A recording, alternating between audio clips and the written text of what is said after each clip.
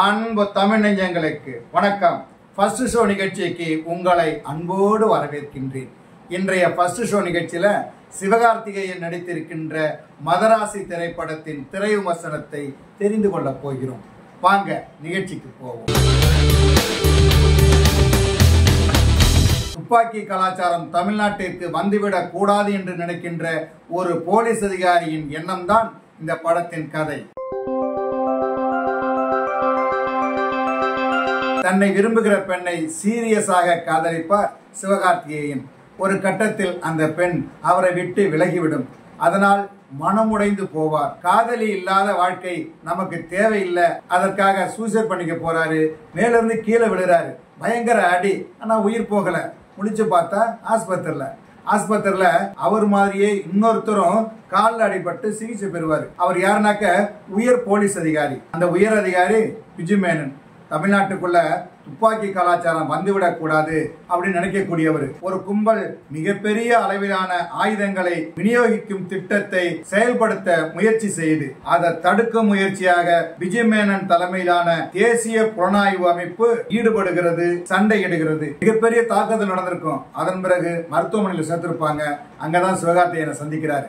சிவகார்த்திகேயனுக்கு என்னன்னாக்க காதல் இல்லாத வாழ்க்கைய வாழ பிடிக்கல, காப்பாத்திட்டாங்களே, மறுபடியும் சாகணும் அப்படிங்கிற எண்ணம். இந்த நிலையில உயர் போலீஸ் அதிகாரி என்ன சொல்லுவாருன்னா, ஆயுதங்களை எல்லாம் கடத்திட்டு போனாங்கல்ல, அதெல்லாம் பாதுகாப்பா வச்சிருக்காங்கல்ல, அதெல்லாம் பிடிக்கணும். அதே சமயத்துல இப்ப ஏகப்பட்ட உயிர் நமக்கு போயிருக்குது.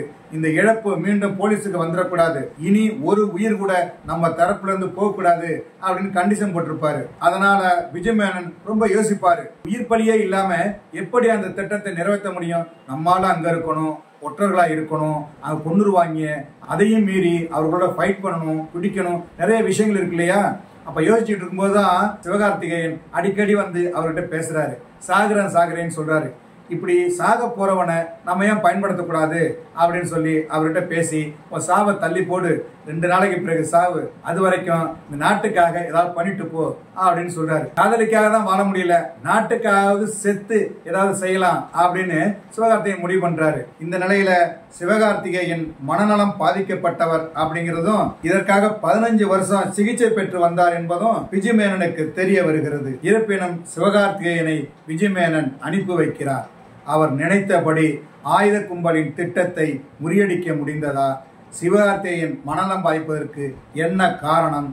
அவரது காதலி ஏன் பிரிந்தார்? உட்பட பல கேள்விகளுக்கு மீதி படம் பதில் சொல்கிறது.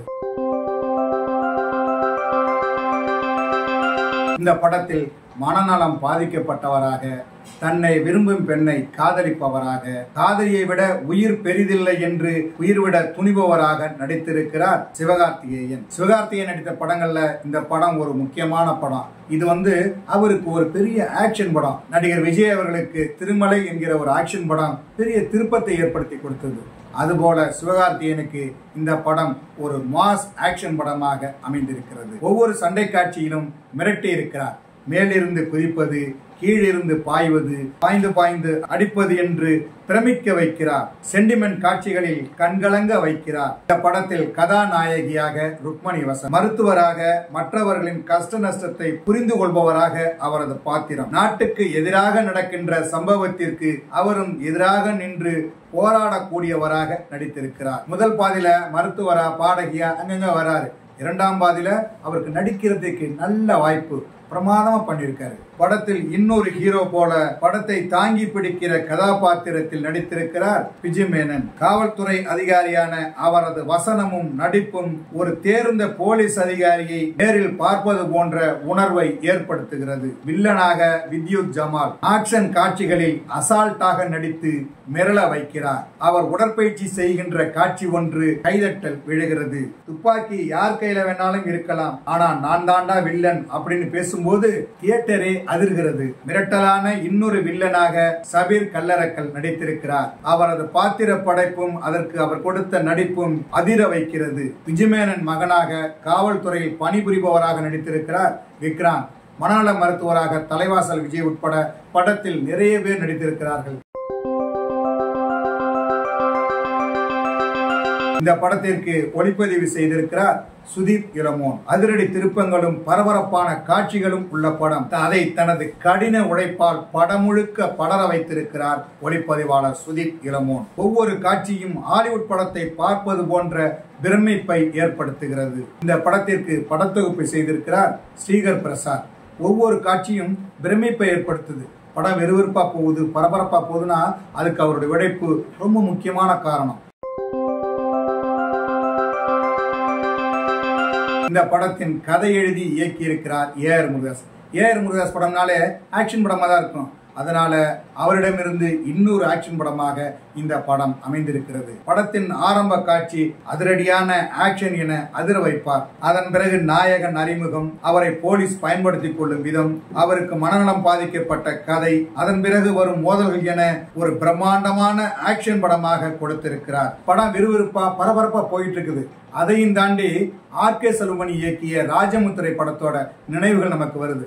ஏன்னா அதே போன்ற கதையம்சம் உள்ள படம் அப்படின்னு கூட சொல்லலாம். இருந்தாலும் இந்த படத்தை எடுத்த விதமும் மேக்கிங்கும் நம்மை படத்தோட ஒன்ற வைக்கிறது. காதல் ஆக்ஷன் இரண்டையும் இணைத்து ஒரு பக்கா கமர்ஷியல் மாஸ் ஆக்ஷன் படமாக இந்த படத்தை கொடுத்திருக்கிறார் ஏஆர் முருகதாஸ். இருப்பினும் ஒரு மனநோயாளியை நம்பியா போலீஸ் இருக்கிறது என்கிற கேள்வியை எழுப்புகிறது. நடிகர் சிவகார்த்திகேயன் திரை வாழ்க்கையில் முக்கியமான ஆக்ஷன் படமாக அவருக்கு இந்த படத்தை கொடுத்திருக்கிறார். படத்தோடு பயணிக்கும் போது சிவகார்த்திகேயன் திறமையை நன்றாக பயன்படுத்தி இருக்கிறார் ஏஆர் முருகதாஸ். ஆக்ஷன் படங்களை விரும்பி பார்க்கும் ரசிகர்களுக்கு மதராசி ரொம்ப பிடிக்கும்.